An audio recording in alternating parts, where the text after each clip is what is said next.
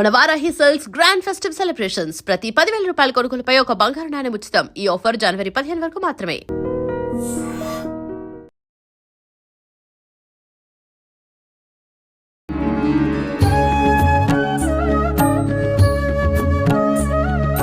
నమస్కారం గురుగారు. నమస్కారం. గురుగారు, సాధారణంగా నిత్య పూజ ప్రతి ఇంట్లోనూ ఈ మధ్య కాలంలో ఆచరిస్తున్నారు. ఎవరైనా కొంతమంది చేయకపోయినా ఇప్పుడు ఈ సోషల్ మీడియా ద్వారా పెద్దవాళ్ళందరూ చెప్పే విషయాల ద్వారా ఖచ్చితంగా ఆచరిస్తున్నారు. కానీ అంటే మా పక్క వాళ్ళు ఈ విధానం చేశారు, నేను ఈ విధానం చేస్తాను, లేకపోతే మా ఇంట్లో మా పూర్వీకులంతా ఇది చేశారు, నేను ఇది చేస్తాను. ఒక్కొక్కరు ఒక్కొక్క విధానాన్ని అయితే ఆచరిస్తున్నారు. పూజ ఎలా చేసినప్పటికీ అసలు ఫస్ట్ కూర్చునే విధానం దగ్గర నుంచి మనం ఇక్కడ కూర్చోవడం, దేనిపైన కూర్చున్నాము, ఎంత శ్రద్ధతో ఇక్కడ కూర్చున్నాము, ఇవన్నీ కూడా ముఖ్యమే. అసలు ఎటువంటి ఆసనం వేసుకొని మనం నిత్య దీపారాధనలో కూర్చోవాలి విశేషంగా? ఇది మంచి ప్రశ్నే నిజానికి. ఎందుకంటే ఆసనము అనేటువంటిది శ్రద్ధని కలిగించేటువంటి వస్తువు. ఆసనానికి ఒక మంత్రం కూడా ఉంది. సహజంగా మంత్రానుష్ఠానం చేసేటువంటి ఉత్కృష్ట మంత్రానుష్ఠానాలు చేసేటువంటి వాళ్ళందరం కూడా మేము కూర్మాసనం మీద, కూర్మ యంత్రం మీద కూర్చునేటువంటి ఒక సాంప్రదాయం ఉంది. ఉత్కృష్ట అంటే కొంచెం ఎక్కువ అంటే ప్రాథమిక దశలో కాకుండా ఒక స్థాయి, అమ్మవారి దేవల్ల ఉన్నత స్థాయికి చేరుకునేటువంటి కొంతమంది మహనీయులు ఉంటారు. వాళ్ళందరూ కూడా ఏం చేస్తారంటే కూర్మ యంత్రం మీద కూర్చుని వాళ్ళు ఆసనం, ఆ అనుష్ఠానాన్ని చేస్తారు. ఇక ప్రాథమికంగా నేను ఏ ఆసనం మీద కూర్చోవాలి? మామూలు నేల మీద కూర్చోకూడదు. ఇది అందరికీ తెలిసినటువంటి విషయం. ఎందుకంటే భూమికి గురుత్వాకర్షణ శక్తి ఉంటుంది. దీనికి కొంచెం ఎలాబరేటెడ్ గానే వెళదాం, సైన్స్ తో జోడించి వెళదాం. అప్పుడు వినే వాళ్ళకి కూడా కొంచెం క్లారిటీ వస్తుంది. నేను పూజ ఎందుకు చేస్తున్నాను? ప్రస్తుతం అయితే ఏదో ఒక కామ్యం కోసం. అంటే ఒక పూజ చేయడం వలన ఒక శక్తి వస్తుంది. శక్తి సైన్స్ ప్రకారం తీసుకుంటే heat is the form of energy. అంతేనా? ఒక వేడి పుడుతుంది. అది టెంపరేచర్ తో కొలిస్తే తెలియదు మనకి, బట్ పుడుతుంది. దాన్ని మనలో నిక్షిప్తం చేసుకుని మనం దాని ద్వారా మనలో ఉండేటువంటి చైతన్యాన్ని మనం పెంచుకోవాలి. అందుకని ఉత్తి నేల మీద కూర్చోకూడదు. ఒక అడ్డుకట్ట ఉండాలి. ఎందుకని భూమికి ఆకర్షించే శక్తి ఉంటుంది. అది భూమి యొక్క గొప్పతనం. సో అందుకని ఆసనం వేసి కూర్చునేటప్పుడు ఎలాంటి ఆసనం వేసుకోవాలి? మగవాళ్ళు సహజంగా ప్రిఫరెన్స్ చేసేది ఏంటంటే దర్భాసనం. దర్భకున్న గొప్పతనం ఏమిటి అంటే అది కొన్ని రకాలైనటువంటి తరంగాలని నిరోధించగలిగినటువంటిది. ఈ మధ్యకాలంలో మీరు చూస్తూ ఉంటే టెలిఫోన్స్ వెనకాల కూడా పెట్టుకుంటున్నారు. అవునా? మ్యాగ్నెటిక్ రేస్ నియంత్రించే శక్తి దానికి ఉంటుంది. దర్భకున్న గొప్పతనం ఏమిటి అంటే అతి పవిత్రమైనటువంటి వస్తువులలో దర్భ ఒకటి. ఎందుకు అంత పవిత్రం అది అంటే బీజం లేకుండా పుడుతుంది. దానికి విత్తనాలు అవి ఉండవు. అది సహజంగా ప్రాకృతికంగా పుడుతుంది కాబట్టి అది అయోనిజ, కాబట్టి అది పవిత్రం. ఒక సీతాదేవి ఎలా మహాపవిత్రవంతురాలు ఆవిడ, అలాగేమంటే ఒక ద్రౌపది ఎంత గొప్ప శక్తివంతురాలు, అలాగా దర్భ కూడా ఎందుకు పవిత్రం అంటే అయోనిజగా పుడుతుంది. దర్భ గరిక రెండు ఒకటేనా అండి? గరిక వేరు, దర్భ వేరు, ఒక డిఫరెంట్ ఫార్మ్స్. Different forms. ఈ దర్భలో మళ్ళీ 5 రకాల దర్భలు ఉంటాయి మనకి. ఒక్కొక్కటి ఒక్కొక్క కామ్యానికి వాడతాం. దర్భాసనం అనేటువంటిది సర్వశ్రేష్టం. ఎవరైనా సహజంగా ఆడవాళ్లు దర్భాసనం వాడరాదు అనేటువంటి ఒక ప్రమాణం కనపడుతోంది లోకంలో. వాడరాదు అన్న ప్రమాణం చూపించడానికి మటుకు కనపడట్లేదు. కానీ ఆడవాళ్ళు సహజంగా దర్భలు వాడరు. కానీ వాడకూడదు అన్న ప్రమాణం అయితే ఎక్కడ కనపడట్లేదు. కాబట్టి ఒకవేళ లోక సాంప్రదాయాన్ని అనుసరించి వెళితే మగవాళ్ళందరూ చక్కగా దర్భాసనం వేసుకోవచ్చు. ఇక తాటి దాంతో తయారు చేసేటువంటి ఆసనాలు కొన్ని వస్తాయి మీకు. ఊలుతో చేసినటువంటి కొన్ని ఆసనాలు వస్తాయి. ఆడవాళ్ళు చక్కగా వాటిని వేసుకుని సాధన చేయొచ్చు. వీటిల్లో కొంతమంది ఏం చేస్తున్నారంటే కూర్మం అంటే ఈ తాబేలు బొమ్మ ఉన్నటువంటిది వేసుకుని దాని మీద కూర్చుంటున్నారు. తాబేలుకు ఉన్నటువంటి గొప్పతనం ఏమిటి అంటే నిశ్చలంగా ఉంటుంది. అది ఎవరితో గొడవకు వెళ్ళదు, దానికి ఆవేశం ఉండదు, ఏముండదు, దాని మానాన్ని అది ఉంటుంది. మన సాధన ఎప్పుడూ అలాగే ఉండాలి. మనకి జగద్గురువులు పుష్పగిరి స్వామి వారు ఒకానొక సందర్భంలో వారి ప్రవచనంలో ఒక మాట అన్నారు. తినేటప్పుడు పందిలాగా తినాలి మనిషి, అంత శక్తివంతంగా తినాలి. సాధన చేసేటప్పుడు రాక్షసుడిలా సాధన చేయాలి. అంటే అంతటి సహనం కావాలి. ఇప్పుడు రాక్షసుల్లా సాధన చేయడం అంటే వాడు కోటి జపం చేస్తాడు ఒక మంత్రాన్ని. అసలు కోటి జపం చేయడానికి ముందు కూర్చునే ఓపిక ఉండాలిగా. ఆ ఓపిక ఎక్కడి నుంచి వస్తుందంటే అలాంటి ఆసనం మీద కూర్చుంటే ఓపిక వస్తుంది. ఓహో! పెద్దవాళ్ళు చెప్పారంటే ఊరికే చెప్పరు. అంటే అవును. మనం పదాలు తీసుకోకూడదు, తీసుకోకూడదు. అంతర్లీనంగా తీసుకోవాలి. అవును. అంత శక్తివంతుడైనప్పుడు నువ్వు, అంత హ్మ్. నీకు ఓపిక ఉన్నప్పుడు, నీలో ఆ శక్తి దాన్ని సకారాత్మక శక్తిగా మార్చుకుంటే, నువ్వు సంపాదించిన ప్రతి శక్తిని కూడా లోక కళ్యాణం కోసం వినియోగం చేస్తావు. హ్మ్. లేకపోతే ఏమవుతుంది? అవును. అది. మనిషి బలహీనుడు కాకూడదు. ఎలాగా? నా దగ్గర శక్తి లేదు, కానీ హ్మ్. జపం చేసేస్తున్నాను అనుకున్నాం. ఆ వచ్చినటువంటి శక్తిని ఎలా తట్టుకుంటుంది నా శరీరం? హ్మ్. ఒక అన్నం తినటువంటి ఒక వ్యక్తి ఖాళీ కడుపు మీద ఉన్నాడు. ఆ! ఒక 1000 ఎంజీ యాంటీబయాటిక్ అతనికి ఇచ్చేసాం మనం. ఆహా! తట్టుకోగలడా? కాబట్టి ఆహార ప్రాధాన్యము, మంత్ర ప్రాధాన్యము సమపాళ్లలో వెళితే శక్తిని హ్మ్. దాన్ని సద్వినియోగం చేయగలుగుతాం. కాబట్టి అంత నిశ్చలంగా మీరు చెయ్యాలి అంటే అటు దర్భాసనము, ఆ! ఈ ఈ నారతో ఆ! చేసినటువంటి ఆసనాలు, ఈ ఊలుతో చేసినటువంటి ఆసనాలు ఇవన్నీ కూడా మనకి ఉపయుక్తమయ్యేటువంటివి. హ్మ్. వాటి మీద ఈ తాబేలు బొమ్మ లాంటిది వేసుకొని కూర్చుని సంతృప్తి చెందుతున్న వాళ్ళు కూడా ఉన్నారు. ఉన్నారు. మహనీయులైనటువంటి వాళ్ళు యంత్రాల మీద కూర్చొని సాధన చేస్తారు. దాని శక్తి వేరుగా ఉంటుంది. హ్మ్. అయితే ఆసనం యొక్క ఈ ప్రాధాన్యత అనేది ఇంత బావుంది. కానీ కొంతమంది ఈ మధ్య ప్లాస్టిక్ వైర్‌తో అల్లిన చిన్న చిన్న మ్యాట్స్ ఉపయోగిస్తున్నారు. అస్సలు అంటే కూడదండి వీటి వల్ల అవన్నీ. ఫలితం లేకపోగా దోషం ఏమైనా దోషం ఉంటుందా? ఉంటుంది. ఎందుకంటే ఎప్పుడైతే మీరు ఒక కూడని పదార్థాన్ని వాడుతున్నారో అది కూడనటువంటి ఫలితాన్నే ఇస్తుంది. అది. అంటే హ్మ్. అక్కడ మనకు ఆధ్యాత్మికత ఉన్న గొప్పతనం ఏమిటంటేనండి, చెడు ఫలితాన్ని ఇవ్వదు. కానీ హ్మ్. కావాల్సిన ఫలితం రాకపోతే చేసి ప్రయోజనం ఏంటి? హ్మ్. అవును. అర్థమైందా మీకు? అవును. కావాల్సిన ఫలితం రావాలంటే రా కావాల్సిన విధంగా చేద్దాం. అంతే. ఇప్పుడు దేవుణ్ణి కొలుస్తున్నారు. ఒక మంచి చక్కటి కామ్యంతో కొలుస్తున్నారు. అవును. స్వామి నాకు ధనం కావాలి, ఆరోగ్యం కావాలి అని. అందుకు తగ్గట్టుగా చేద్దాం. హ్మ్. ఇవన్నీ ఫ్యాషన్ అయిపోయినాయి మనకి. అవును. కానీ అవును. ఏంటంటే పృథ్వీ తత్వాన్ని, మనలో ఉండేటువంటి ఆ అనుష్ఠాన తత్వాన్ని అనుసంధానం చేసే ఆసనం ఏం చేస్తుందంటే, మీ శక్తిని అది సరైన మార్గంలో నడిపిస్తుంది. ఓహ్! కొన్ని కొన్ని కూడని పదార్థాలు కూడవు. హ్మ్. అంతే. ఇప్పుడు చాలా వరకు ఈ సిల్వర్ కోటెడ్‌తో వచ్చిన పీటలు, హ్మ్. చెక్క పీటలు ఇవి హ్మ్. వాడుతూ ఉంటారు. చెక్క అవి పీటలు వాడొచ్చు. హ్మ్. సిల్వర్ కోటెడ్ అంటాం గానీ, సిల్వర్ కోటెడ్ కాదది. హ్మ్. హ్మ్. అది ఒక లోహం అది. లోహం. పనికిరాదు. చెక్క ఓహ్! వాడండి మంచిది. హ్మ్. దోషం లేదు దానికి. హ్మ్. దర్భ వాడండి దోషం లేదు. ఊలు వాడండి దోషం లేదు. ఆ! ఈ ప్లాస్టిక్కు ఇలాంటి అదే చెప్తున్నాను. అవును. భగవంతుడి దగ్గర కావలసినటువంటిది ఆర్భాటము కాదు. హ్మ్. అవును. శ్రద్ధ. ఆ శ్రద్ధని మనం కనుక ఆచరణ యోగ్యనీయమైనటువంటి శ్రద్ధగా మార్చామనుకోండి, అనుకున్న ఫలితం తక్షణమే వస్తుంది. ఆ! మనం ఏమంటామంటే నేను పూజ చేసినా నాకేం రాలేదండి అంటాం. ఎందుకని అవును. మనం చేయాల్సిన విధంగా చేయట్లేదు. చెయ్యట్లేదు. మరి ఇదే పూజ చేసి ఇంకొకళ్ళు ఫలితం పొందుతున్నారు గదా! అవును. మరి వాళ్ళెందుకు పొందుతున్నారు? అంటే ఇక్కడ మేము చాలా లాజిక్‌గా మాట్లాడతాం గదా! ఆ! వాళ్ళ కర్మలో అది ఉంది. తలరాతలో అయ్యింది. ఆ! నాకు లేదేమో అవ్వట్లేదు. కరెక్ట్. కర్మ. అక్కడికే వద్దాం ఆ ప్రశ్నకి. హ్మ్. ఇది డీవియేషన్ అయినా గాని చాలా హ్మ్. మంచి ప్రశ్న. హీరో అనేటువంటి ఒక పామిస్ట్ తెలిసే ఉంటుంది. ప్రపంచ ప్రఖ్యాతమైనటువంటి వాడు. అతను ఒక ప్రశ్న వేశారు. ఒక హ్మ్. రైల్లో అతను ప్రయాణం చేస్తున్నప్పుడు వెదర్ ఆస్ట్రాలజీ ఆర్ సైకాలజీ అంటప్పుడు వెంటనే హీరో అన్నాడు. ఇట్స్ సైకాలజీ అంటాడు అతను. ఆ! మానవుడు తలుచుకుంటే సాధించగలడు. మీకు 'బాలభారతం' అనే సినిమాలో ఒక మాట ఉంటుంది. హ్మ్. మానవుడే మహనీయుడు అనేటువంటి పాట. అవును. అవును. మార్కండేయుడిని హ్మ్. మీరు ఒక మహామునిగా చూడ్డానికన్నా ముందు ఆ! అతని తల్లిదండ్రులు అతనికి జన్మనిచ్చినప్పుడు అతని ఆయువెంత? హ్మ్. 16 పద సంవత్సరాలు. అంతేనా? మరి ఈ రోజున మీరు సప్త చిరంజీవులలో ఒకటిగా ఆయన కొలుస్తున్నాం గదా మనం. అది ఎలా సాధించారు? మాయతో సాధించారా? లేదు. లేదే. తన తపశ్శక్తితో సాధించారు. అవును. Take the positive from it. If hmm. You will you can. మనలో విల్ పవర్ ఉంటే మనం ఏదైనా సాధించొచ్చు. సాధించొచ్చు. ప్రకృతికి ఎదురుకు వెళ్ళలేకపోవచ్చు. హ్మ్. రేపటికి రేపు నేను ప్రియమ్మని అవ్వలేకపోవచ్చు. ఆ! కానీ నా ప్రయత్నం ఉంటే కనీసం నేను ఆ మార్గంలో ఎంతో కొంత దూరం నేను సాధించగలుగుతాను. హ్మ్.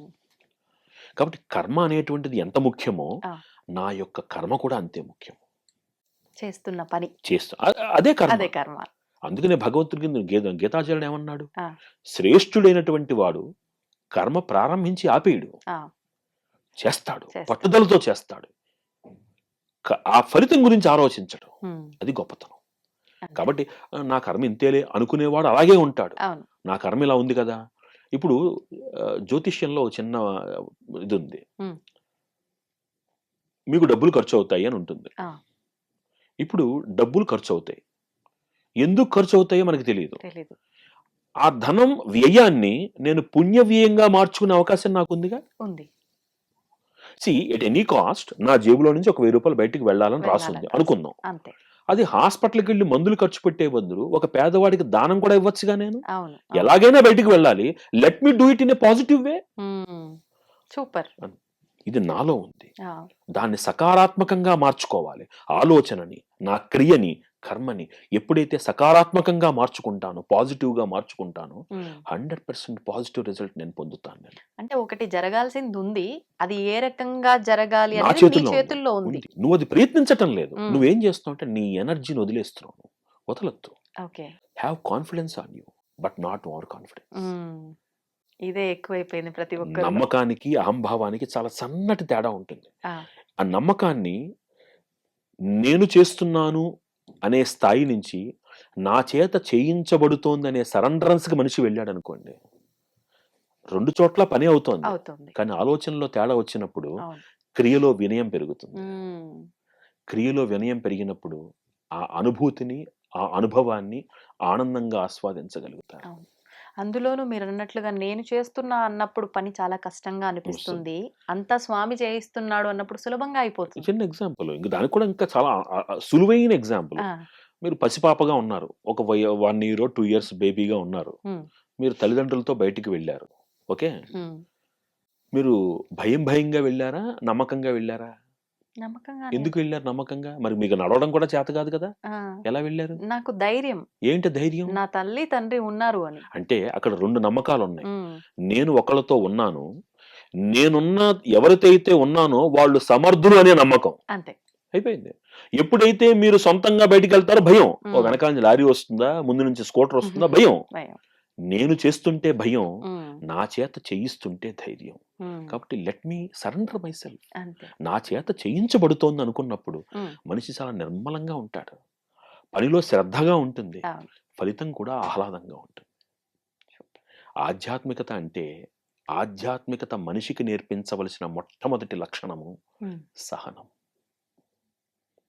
నేను అనుకున్న పని కాలేదు కాబట్టి ఇది నా కర్మ అనుకోవడం కాదు.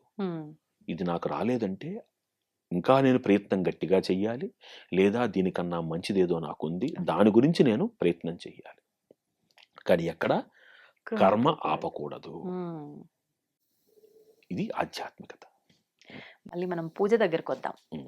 ఇప్పుడు ఈ ఆసనం వరకు బాగుంది. పూజ చేస్తున్నప్పుడు ఎవరు చేస్తే ఏముంది, ఇంట్లో ఖచ్చితంగా మనం దీపారాధన చేయాలి, ఆ భక్తి ఆధ్యాత్మికత అనేది మన ఇంట్లో ఉండాలి అనే భావన ముఖ్యమైనది. ఇంటి యజమానే చేయాలి, హస్బెండ్ చేస్తేనే, అంటే మగవారు చేస్తేనే ఎక్కువగా ఫలితం ఉంటుంది. ఆడవారు, స్త్రీలు చేస్తే కనుక ఆ ఫలితం వారొక్కరికే వర్తిస్తుంది. ఒకవేళ యజమాని చేస్తే భార్య పిల్లలకి వర్తిస్తుంది అది, కానీ వీళ్ళు చేస్తే వీళ్ళకే వర్తిస్తుంది. ఇలాంటి భేదాలన్నీ వింటున్నాం ఈ మధ్య కాలంలో. ఇది ఎంతవరకు నిజమంటారు? దీపం దేంతో పెడతారు మీరు? వత్తి. ఆ ఒత్తి దేంతో తయారు చేస్తారు? దూది, కాటన్, పత్తి. పత్తి అనేటువంటి వస్తువుకి కారకుడు ఎవరు? శనేశ్వరుడు. శనేశ్వరుడి అనుగ్రహం ఉందనుకోండి, మనకి అద్భుతమైనటువంటి కొన్ని సత్ఫలితాలు ఉంటాయి. నువ్వుల నూనెతోనో ఆవు నెయ్యితోనో పెడతారు. ఎందుకు ప్రాథమికంగా ఉదయం పూట పురుషుడే చెయ్యాలి అంటే,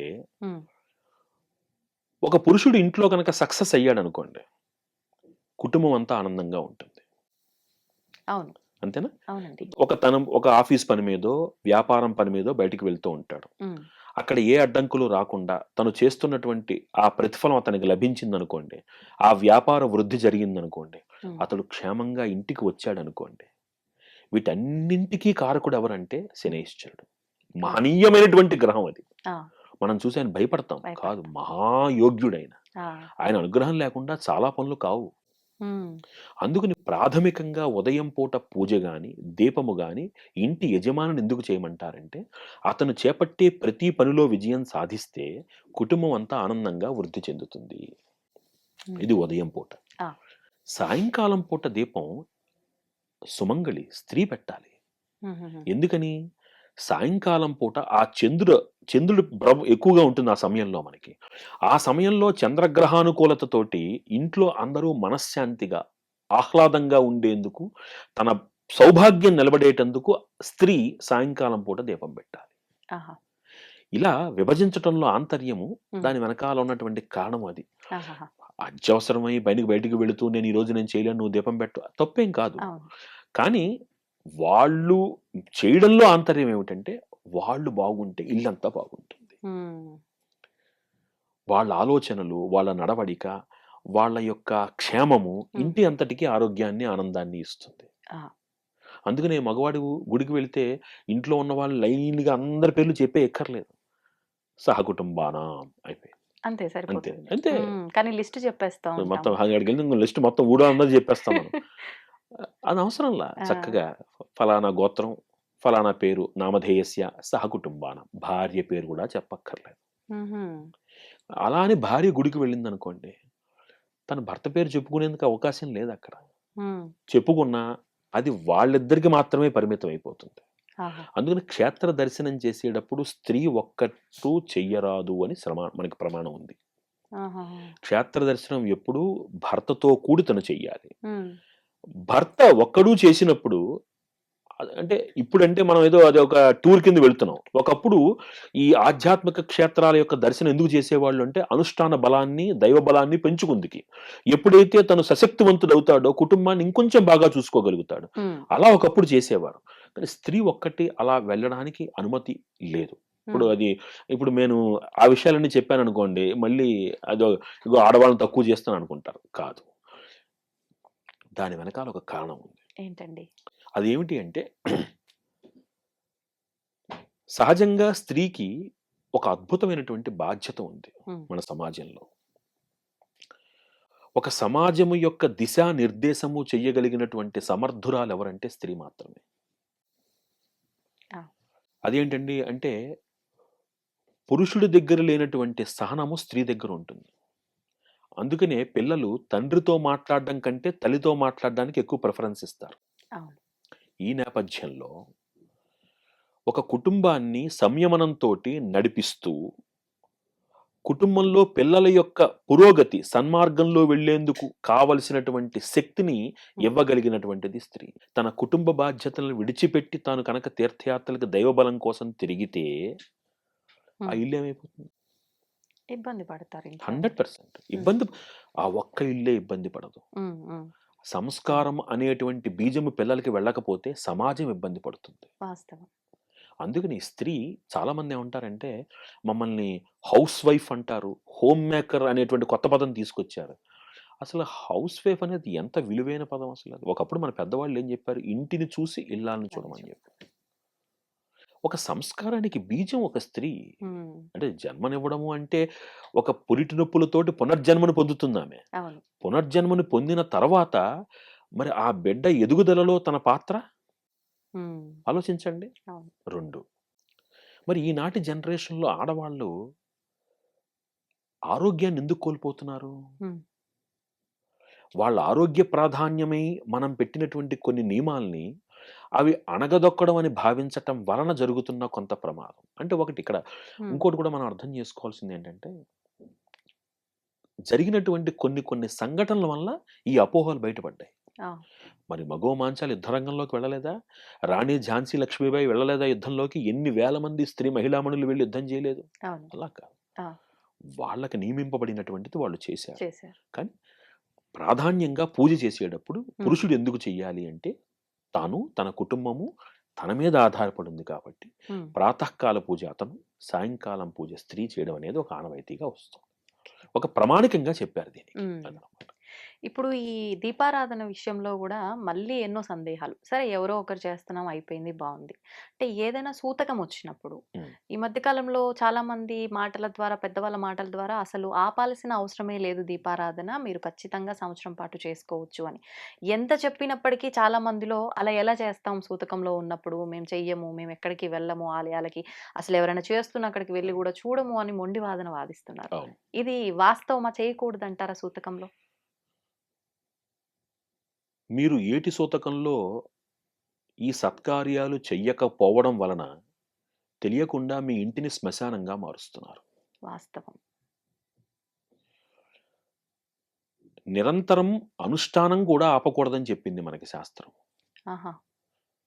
మీరు చేసేటువంటి దేవతార్చన, అనుష్ఠానము, హ్మ్. సంధ్యావందనము ఇత్యాది కర్మలు కూడా మీరు ఆపకూడదు. వాటిని సరళీకృతం చేసి అందించారు మనకి తప్ప ఏ కార్యము ఆపరాదు అని చెప్తున్నారు మనకి. హ్మ్. దీపం ఎందుకు చెప్తున్నాం మనం? అసలు దీపం యొక్క ప్రాధాన్యతనేంటి? హ్మ్. దీపం జ్యోతి పరం బ్రహ్మ. అవును. దీప సర్వతమోపహ. దీపేనా సాధ్యతే సర్వం దీపదేవి నమోస్తుతే. అంటే మా ఇంట్లో లైట్ ఉందండి అంటాం. ఆ లైట్‌తో ఇంకో లైట్ వెలిగించండి. అవ్వదు. ఇప్పుడు సపోజ్ సీరియల్ లైట్లు పెట్టారు మీరు. హ్మ్. ఓకేనా? సీరీస్ లైట్ పెట్టారు మీరు. సైన్స్ ప్రకారం తీసుకుందాం. హ్మ్. అంటే అక్కడ స్విచ్ చేస్తే 10 లైట్లు వెలిగాయండి అంటారు. అదొకటి ఆగిపోతే 10 ఆగిపోతాయి. అన్నీ పోతాయి. ఎక్కులు తక్కువలు పవరొచ్చినా అన్నీ పోతాయి. ఆ! సీరీస్ ఆఫ్ లైట్స్‌లో ఒకటి పోతే అన్నీ పోతాయి. అంతే. అది సైన్స్ అది. అంతే. నౌ దీపానికున్న గొప్పతనం ఏమిటి అంటే, ఆ దీపం ఒక వేడిని సృష్టిస్తుంది. హ్మ్. ఆ దీపం ఒక సకారాత్మక శక్తిగా శంకర భగవత్పాదులు వారు అందించినటువంటి షణ్మత స్థాపనలో సుబ్రహ్మణ్య తత్వముగా మనకు కనబడుతోంది. హ్మ్. మొత్తం పూజంతటిని కాపాడేది ఎవరంటే దీపంట. హుహు. ఆ దీపము ఇంటికి ఒక తేజస్సునిస్తోంది. ఒక వెలుగునిస్తోంది. అవును. ఆ వెలుగు ఏం చేస్తోంది అంటే, నీలో ఉన్నటువంటి తామసాన్ని తొలగిస్తోంది. హ్మ్. మీరు ఆలోచించండి. చక్కగా మీరు స్నానం చేసి, దీపం పెట్టుకున్న తర్వాత మీ ఆలోచన సరళిని, పెట్టుకోకుండా మామూలుగా ఇంట్లో స్నానం చేయకుండా అవును. తిరిగేటప్పుడు అవును. మీ ఆలోచన సరళిని గమనించండి. చాలామంది ఒక పెద్ద పెద్ద మేధావులు అంటే అన్నీ తెలుసనుకునే మేధావులు హ్మ్. దీన్ని సైకలాజికల్ డిఫరెన్స్ అంటారు. ఒక చిన్న ఆ! మాటతోటి. ఆ! కానీ సైకలాజికల్ డిఫరెన్స్‌కి, శరీరంలో జరిగే మార్పుకి సంబంధం లేదు. సైకలాజికల్ డిఫరెన్స్ అనేది ఆలోచనకి సంబంధించింది. హ్మ్. హ్మ్. అయ్యో! ఈరోజు నేను పూజ చేయలేదు. నేను అయిపోతుందో అని భయం. అది సైకలాజికల్ ఫియర్. ఆ! కానీ అక్కడ అది జరిగిన తర్వాత నాలో కలిగేటువంటి ఒక మార్పు, ఒక ఆనందం ఇవన్నీ అన్నీ సైకలాజికల్లీ రిలేటెడ్ కాదు. కాదు. వాటిల్లో జరుగుతున్నటువంటి ప్రాకృతికమైన మార్పులవి. అవును. ఇది చాలా కాబట్టి మంది అనుభవించుంటారు ఫీల్. 100% అవును. మీరు ఆలోచించండి. చిన్న హ్మ్. ఎగ్జాంపుల్ చెప్తాను. మీరు ఉదయం ఇప్పుడంతా మార్నింగ్ వాక్ ఫ్యాషన్ కదా! అవునవును. కుక్కను పట్టుకొని రోడ్డు మీదకెళ్ళేవాడిని. హ్మ్. ఉదయం స్నానం చేసి గుడికెళ్ళి చక్కగా 11, 16 ప్రదక్షిణలు చేసుకొని గుడి ఆలయం దర్శనం చేసుకున్న వాడిని హ్మ్. పక్క పక్కన కూర్చోబెట్టి మాట్లాడండి. మీకు తెలిసిపోతుంది వాళ్ళ ఆలోచనలో తేడా. అవునవును. అవునవును. ఇక్కడ ఏటి సూతకంలో 12 రోజులు మాత్రమే మైలు. హుహుహు. 12 రోజులు అయిపోయిన తర్వాత, ఆ! ఆ తర్వాత నుంచి ఇంట్లో దీపము పెట్టి తీరాలి. హుహు. తీరాలి. ఎందుకంటే ఆ ఇంట్లో నువ్వు ఉంటున్నావు. అవును. ఆ ఇంట్లో నువ్వు ఉంటున్నావు. నీ పిల్లలు ఉంటున్నారు. హ్మ్. మీరు అక్కడ ఆ కార్యాలను చేయకపోవడం మూలంగా ఆ ప్రాంతాన్ని మీరు శ్మశానంగా మార్చేస్తున్నారు. హ్మ్. కూడదు. ఇంట్లో దీపం జరగాలి. మీరు యజమానిగా కూర్చుని కొన్ని సత్కార్యాలు చెయ్యకూడదు. కానీ ఇంట్లో జరిగే నిత్య పూజ చేసుకోవాలిగా. అవును. నువ్వు దేవుడిని పెట్టుకున్నప్పుడు అమ్మవారికి నివేదన పెట్టాలిగా. చెయ్యాలిగా. తప్పేముంది? ఆ! అంతే. కొన్ని కొన్ని కూడనివి. అంటే ఎలాంటివండి? క్షేత్రాలకు వెళ్లి ఇందాక నేను చెప్పినట్టుగా ఆ! మీరు యజమానిగా కూర్చుని హ్మ్. వ్రతాలవి చేసుకోవడం అవి అవి కూడవు. ఓహో! మీరు ఆలయానికి వెళ్ళినా నిర్భ్యంతరంగా వెళ్ళండి. హ్మ్. తీర్థం తీసుకోండి. శతకోపం పెట్టించుకోకూడదు. ఇది హుహు. శాస్త్రం. కొబ్బరికాయ కొట్టడం లాంటివి అన్నీ చెయ్యొచ్చు. చెయ్యొచ్చు. కొబ్బరికాయ ఎవరు కొట్టకూడదు? హ్మ్. కడుపుతో ఉన్నటువంటి స్త్రీ 6వ నెల దాటిన తర్వాత కొట్టకూడదు. ఎందుకని? హ్మ్. లోపల ఉన్న గర్భము క్షేమంగా ఉండాలి కాబట్టి. ఓహ్! తర్వాత ఇంకొకళ్ళకి ఆ స్త్రీ ఇంకొకళ్ళకి ఫలం అందివ్వకూడదు. ఎందుకని? తను కోరుకున్న ఫలం తనకు దక్కాలి కనుక. ఇవన్నీ వాటి వెనకాల ఒక సైకలాజికల్ ఒక ఎనాలిసిస్ ఉంది. అవును. కాబట్టి ఏటి సూతకంలో మీరు ఎన్ని సత్కార్యాలు చేస్తారో హ్మ్. వాటన్నిటి ఫలితము మీ పితృదేవతలకి వెళుతుంది. ఆహా! అద్భుతం. మరి ఇంకే అవును. మా అమ్మగారు ఆవిడ కాలం చేశారు. ఆ!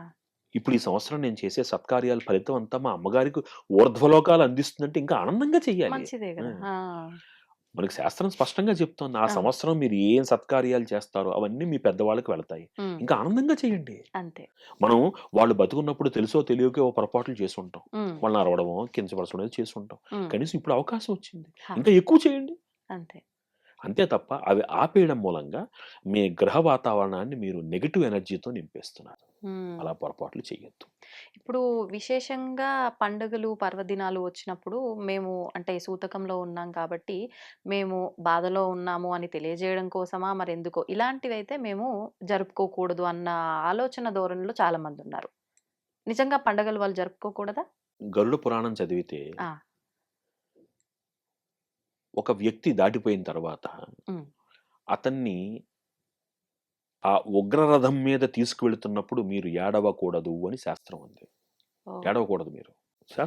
చెప్తోంది గరుడ పురాణం చెప్తోంది. ఆ, అక్కడే ఏడవకూడదు అనుకున్నప్పుడు వాళ్ళని వెళ్ళే వాళ్ళు ఆనందంగా వెళ్ళాలి అని మనకి చెప్తున్నప్పుడు మీరు ఆర్భాటంగా చేసుకోకండి. ఉమ్, కనీసం చక్కగా అందరూ ఉల్లాసంగా ఉండండి. తప్పే ఉంది. అయ్యో ఎట్లా సాధ్యపడుతుందండి? ఇందాక నేను చెప్పినట్టు మీరు పండగ చేసుకోవడం లేదు అనుకుందాం. ఉమ్, మీ పిల్లలు దీపావళి వచ్చింది, ఉమ్, ఒక సంక్రాంతి వచ్చింది, మీ ఇంట్లో పిల్లలు ఏవో చేసుకోవాలనుకుంటున్నారు, మనం చేసుకోకూడదు అని ఆపేస్తున్నాం మనం.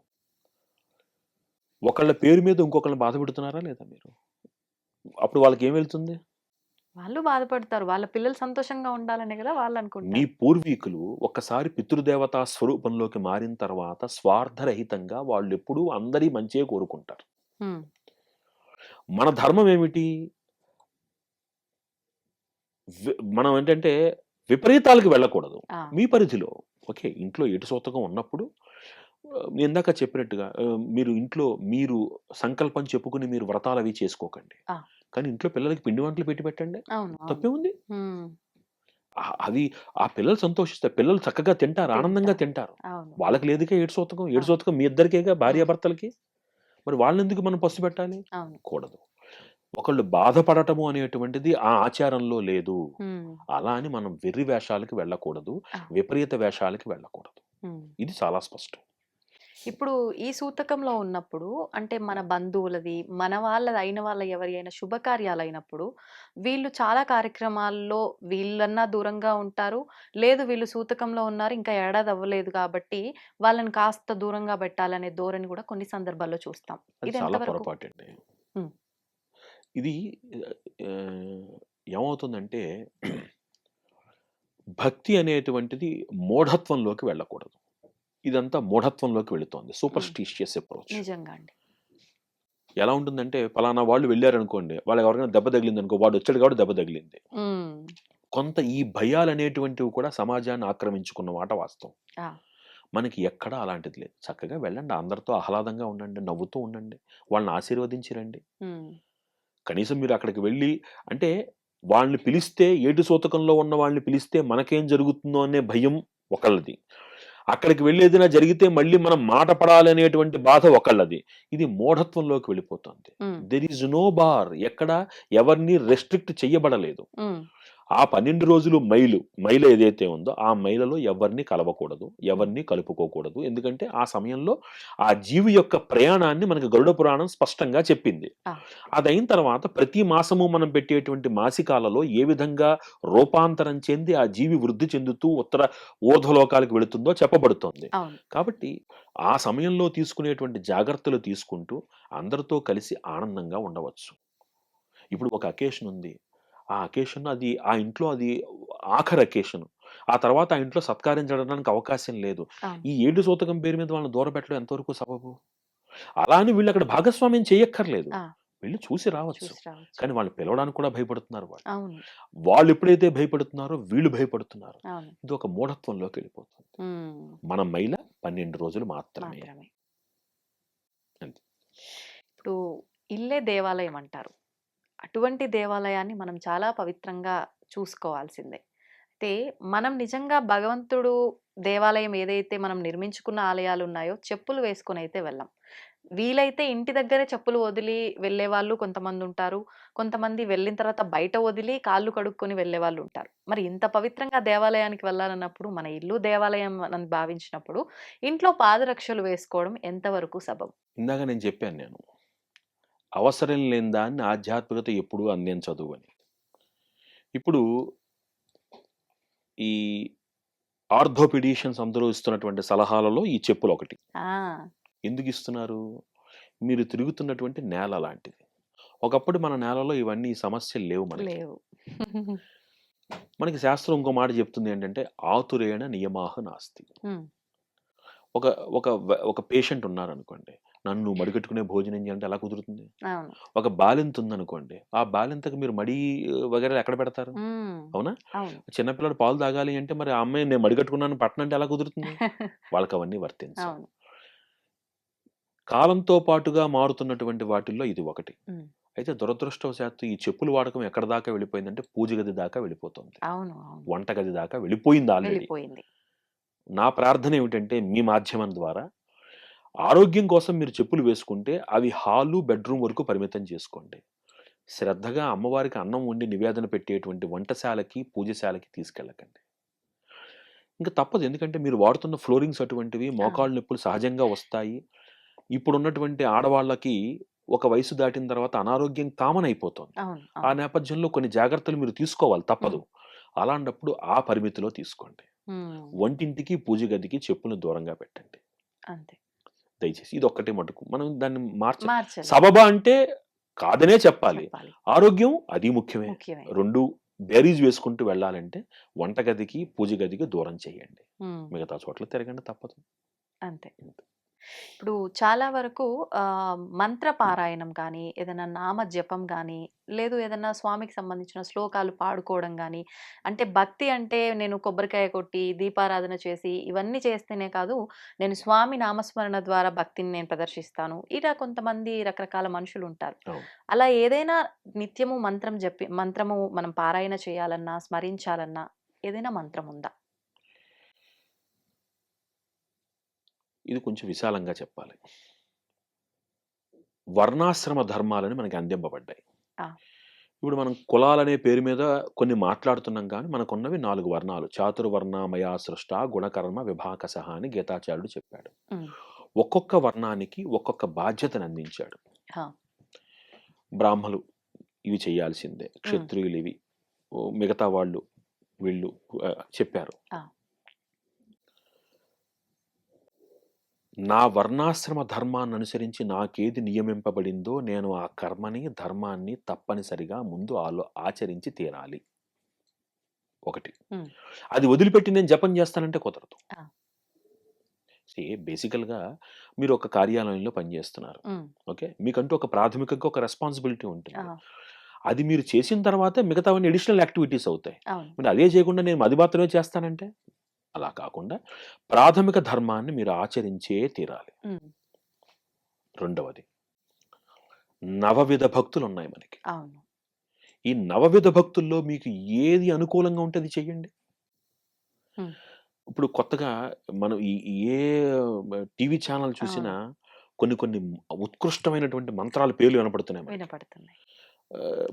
తర్వాత రోజే మాకు ఫోన్ వచ్చేస్తుంది, ఆ. మనం ఆ మంత్ర హోమం చేద్దాం గురువు గారు. అన్నింటికి ఓపెన్ హార్ట్ సర్జరీ ఒకటే సొల్యూషనా?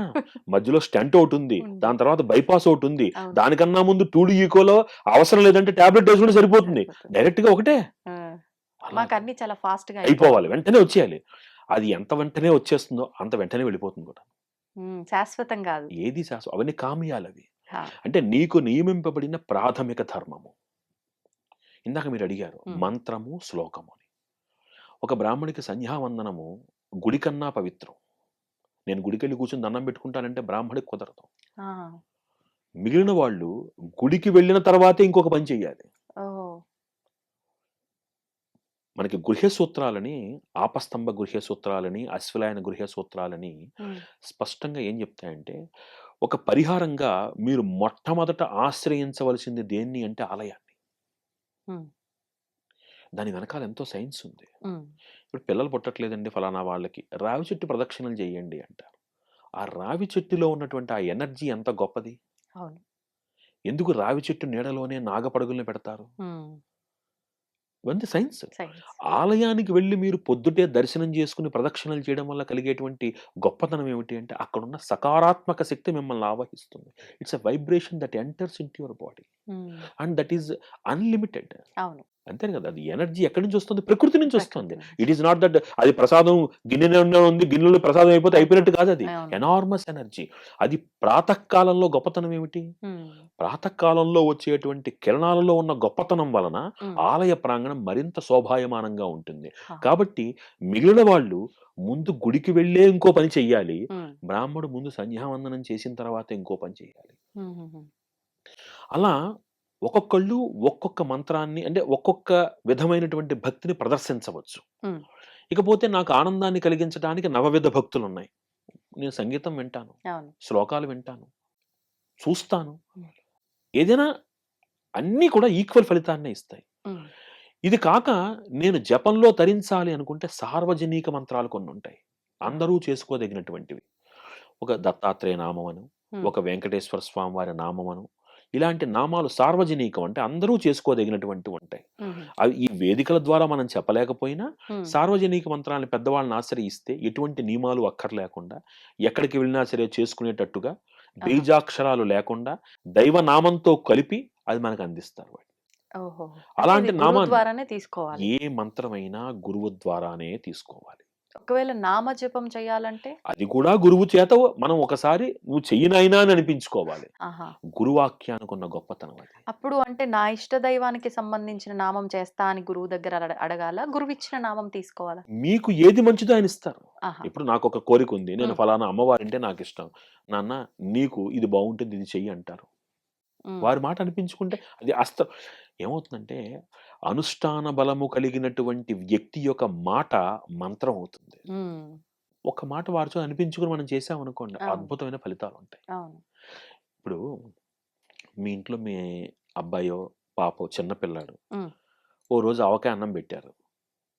ఆహ్, బావుంది. నాకు రెండో రోజు కూడా ఆవకాయే కావాలన్నాడు. పెట్టారు. మూడో రోజు పెడతారా? పెట్టం. ఎందుకని? వేడి చేస్తుంది. మీరు పిల్లాడంటే శత్రుత్వం కదా! అందుకే పెట్టరేమో కదా! లేదు. వాడి మంచి కోసమే. హ్మ్. అంటే నాకు నచ్చింది ఇవ్వనంత మాత్రాన అది నాకు వ్యతిరేకం కాదు. హ్మ్. నాకేది మంచో తెలిసి ఆయన ఇస్తారు. అంతే. అది నమ్మి ఆశ్రయిస్తే నాకెప్పుడు మంచి ఫలితమే వస్తుంది. సూపర్. సింపుల్. హ్మ్. మన లైఫ్ స్టైల్‌ని మనం అంత పాజిటివ్‌గా ఆలోచిస్తే అసలు చుట్టుపక్కల నెగెటివ్ ఎక్కడుంది చూడడానికి? అవును. దృష్టిలోనే ఉంది. కానీ అంత మంచి దృష్టితో చూడలేకపోతున్నాము. హ్మ్.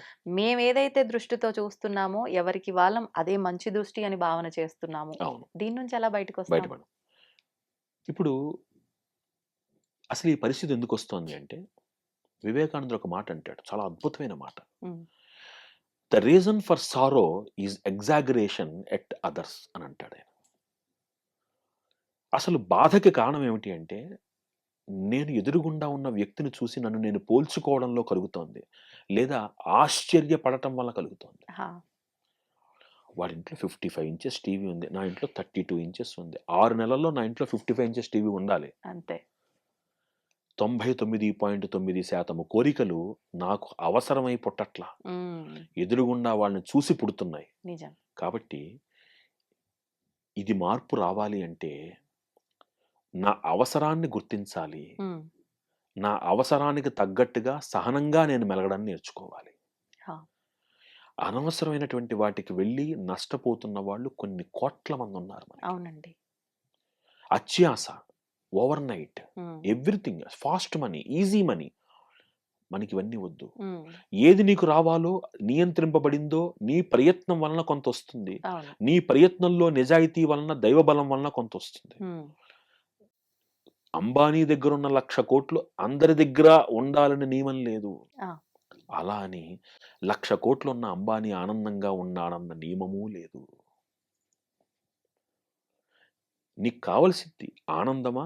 ధనమా? ఆ! ఈ ఒక చిన్న ప్రశ్న నీకు నువ్వు వేసుకుంటే, హ్మ్.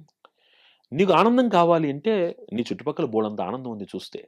ఏమంటారండి నిజమైన ఆనందం ఏంటసలు మీరు చెప్తున్నది? రాత్రి ఆనందంగా పడుకోండి అదే ఆనందం. మేమనుకుంటున్నాము చేతి నిండా డబ్బుండి, నేను షాపింగ్‌కెళ్ళాలి. నాకు నచ్చింది కొనాలి. దానికి తగ్గట్టుగా డబ్బుందా లేదా? అది ఆనందం.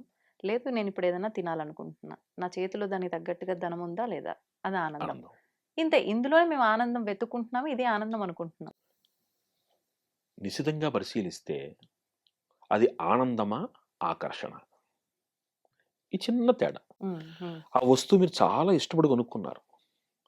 దాని మీద ఇష్టం ఎన్నాళ్ళుంటుంది? ఇంకో వస్తువు మీద ఇష్టం కలగనంత వరకు. అది మీ మనస్సుకు ఆ రియలైజేషన్ వచ్చిందనుకోండి. హ్మ్. ఓహో! ఆనందము వస్తు ప్రాధాన్యత కాదు. హా! మనస్సు ప్రాధాన్యత హ్మ్. అనేది అర్థమైందనుకోండి. మనిషి పరిగెట్టడు. మరి మీరన్నట్టుగా వస్తు ప్రాధాన్యత గాదు, మనిషి ప్రాధాన్యత. నా మనసు చెప్తోంది. పలానా వారిని నీకు నచ్చారు. ఇప్పుడు జరుగుతుందిదే. మళ్ళీ ఆ మనసు చెప్పిందని ఆయన్ని ఇష్టపడ్డాము, లేపోతే ఆ హ్మ్. వ్యక్తిని ప్రేమించాము. ఏదో ఒకటి వాళ్ళతో సహవాసం చేశాము. ఏదో ఒక రకంగా. మరి అది మనసు చెప్పిందని శాశ్వతంగా ఉంటుందా? లేదు కదా, ఇంకొకరి పైకి మల్లుతోంది. మనస్సు ప్రాధాన్యత అనేటువంటిది ఆనందము అనుకున్నప్పుడు, నా మనస్సు యొక్క ప్రాధాన్యత, నా మనస్సు యొక్క ఆనందము ఎవరికి తెలుస్తుంది? ఇప్పుడు పంచదార నేను రుచి చూశాను. అబ్బా! చాలా తియ్యగా ఉందండి అని అన్నాను నేను. మీరు వెంటనే తియ్యగా చూపించండి అంటే నేను చూపించగలనా? నేను రుచి భావన. టేస్ట్ అది భావన. ఆ! అది ఆకర్షణ లేకపోతే ఆనందమా అనేటువంటి ఆ సహనం, ఇందాక నేను చెప్పాను సహనము. అవును. ఆ సహనం ఉన్నంత వరకు, సహనము మనలో కలగనంత వరకు హ్మ్. ప్రతి ఆకర్షణ ఆనందంగానే మారిపోతుంది. హ్మ్. సహనం ఉన్న వ్యక్తి, హా! ఒక అద్భుతమైనటువంటి మాట మా అమ్మగారు నాతో చెప్పేవారు. హ్మ్. ఈ ఫలానా వస్తువు లేదా ఒక ఫలానా వ్యక్తి మీద నీ ఇష్టము నిజంగానే కనుక గొప్పదైంటే, హ్మ్. 6 నెలలు ఆ వ్యక్తిని కలుసుకోకపోయినా 7వ నెలలో అంతే ఇష్టంగా ఉంటే అది నిజమైనటువంటి ఆనందం. అది ఇష్టమైనది. నాలో భయం, ఆ వ్యక్తిని నేను చూడకపోతే, రేపొద్దున నన్ను మర్చిపోతే, నిజమైన ఇష్టం మర్చిపోతుందా? మర్చిపోదు. అద్భుతమైన మాట. అంటే తాత్కాలికంగా నేను ప్రతినిత్యము చూస్తూ ఉండకపోతే మర్చిపోతాను అనుకునేటువంటి బంధము, అది బంధం ఎందుకయింది? అవును. అవసరం. నేను ఎక్కడ ఉన్నా నా గురించి ఆలోచించేటువంటి ఒక వ్యక్తి, నా యోగక్షేమాల గురించి భావిస్తున్నటువంటి ఒక వ్యక్తి, నేను ఎక్కడున్నా నా గురించి ఆలోచిస్తారు. హ్మ్. అది నిజమైన బంధం. హా!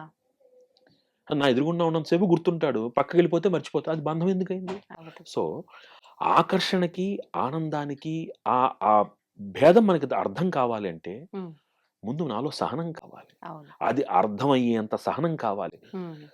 మీరన్నట్టుగా నేను ఈ వ్యక్తి, ఆ వ్యక్తితో సహవాసం ఎందుకు చేస్తున్నారంటే, ఇప్పుడు సహవాసం చెయ్యకపోతే చేజారిపోతాడేమోనన్న భయం. నిజం. ఇంకొకళ్ళకి వెళ్ళిపోతారేమో అన్న భయం.